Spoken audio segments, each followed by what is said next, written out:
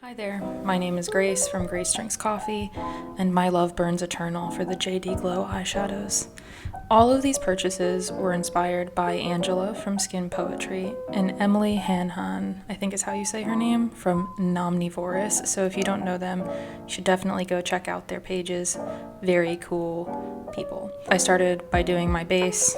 This is my normal base routine. If you want to look at it, I have a different video for that, so go fetch. So the first shadow I'm swatching is Good Gawd, which is this, it looks like it would be white. It's very sheer actually. It's a good topper shadow. Definitely a topper shadow. Very good on top of blues. It's got a nice blue reflect as you can see here. I would not want to use this on its own, but you could potentially do that. Great inner corner highlight. JD Glow does not pay me. They've never sent me PR, so this is all my genuine opinions. AKA is probably the first JD Glow shadow I fell in love with, and it's just beautiful.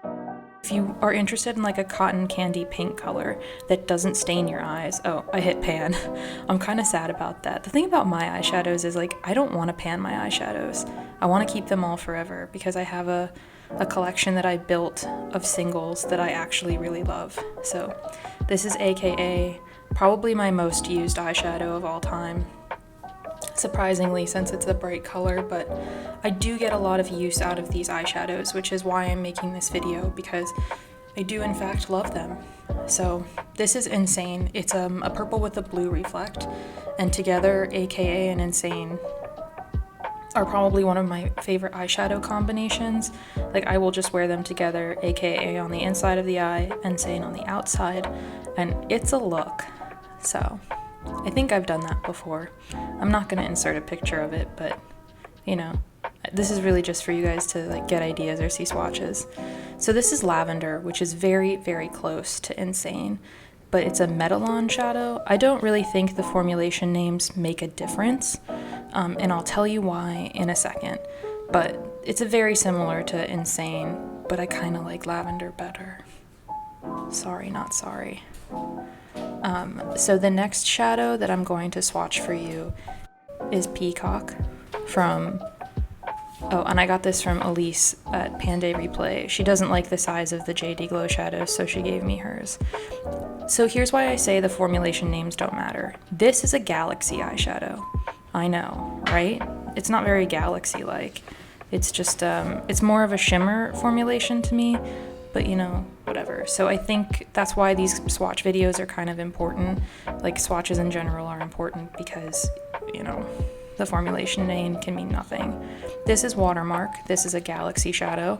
This is quickly becoming one of my favorite shadows of all time. It's a blue-gray, and it's unlike any other shadow I've ever had.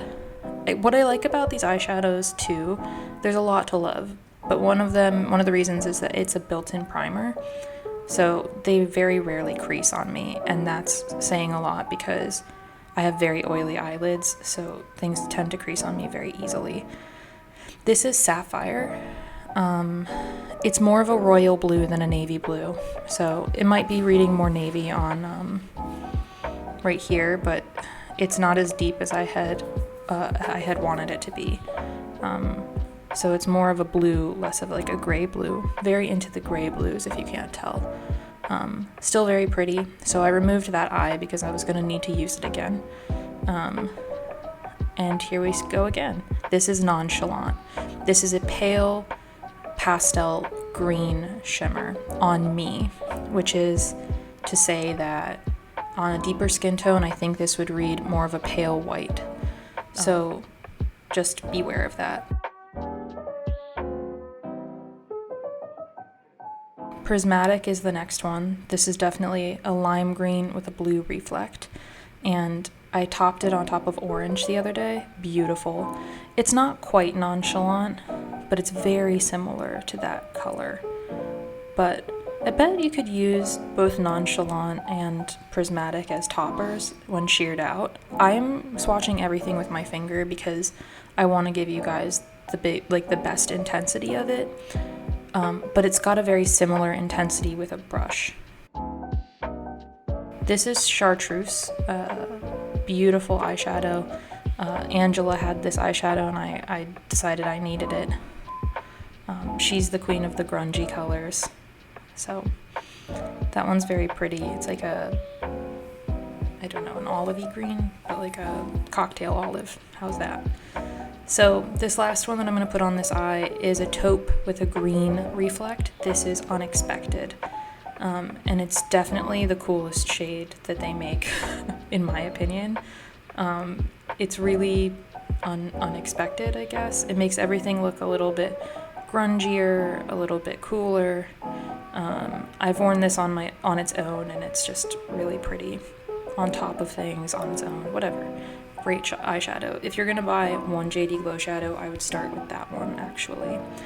The next color I have is Rich, and this is for basically people who are afraid of color. This is a pretty basic champagne gold color, and I'll be honest, I don't really care for it much. It's just a champagne color, and I don't wear a lot of neutrals anymore. That's Rich. I'm sure it's similar to the one called Opal, but I don't have that one actually. The next one I have is Henny, which is a really cool all over one color lid shade. It's a honey bronze. That's what I would call it. It's definitely a gilded eyeshadow. Very, very pretty. I don't use it as much as I should. Again, I don't use neutrals that often. That one definitely needs to be worn on its own. Very cool summer color, actually. Maybe I'll do a look with it soon. The point of doing these videos really is to get me back interested in the ones I haven't used in a while, like this one, which is called Bestie, which I was convinced was not a good color for me, but actually it's a very pretty orange, and I'm very into orange right now for whatever reason. Yeah, it's an orange with a gold reflect. There's a different one that they have that I also want that's like an orange that's like more of a solid orange reflect. I don't know how to say that, but I forget what it's called. This is the last shadow I have. This is 365, and this purchase was inspired by Kate Marie Beauty. She has this shadow, and she's more of a neutrals person, and it looks awesome on her, so I really wanted it because we have kind of similar complexions. So yeah, kind of messy, swatchy thing, and now I took everything off and I decided I would do an eyeshadow look for you, sped up really fast with all of my blue eyeshadows. So this is Watermark, and if you want to learn how I build these kind of like sharp shapes, then I have a different video on that. But basically I took a pencil brush and I built out that color. Then I used Sapphire and I put Watermark on top of that to make it blend in a little bit better. And then I'm just going to build out that shape with Watermark all over the eyelid. And then Good Gawd over top, because it just adds, it makes this look complete, in my opinion. It's the reflect, the light that it needed. Here's some mascara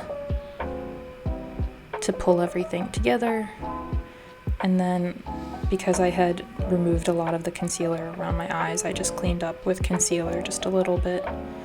And I dabbed it out with a sponge to make everything look cohesive. And that's the look. That's the whole look. I really enjoy this eyeshadow. Also, just so you know, I got no eyeshadow on my white sweater, which I think is a feat. So thank you for watching, and I hope you have a great day.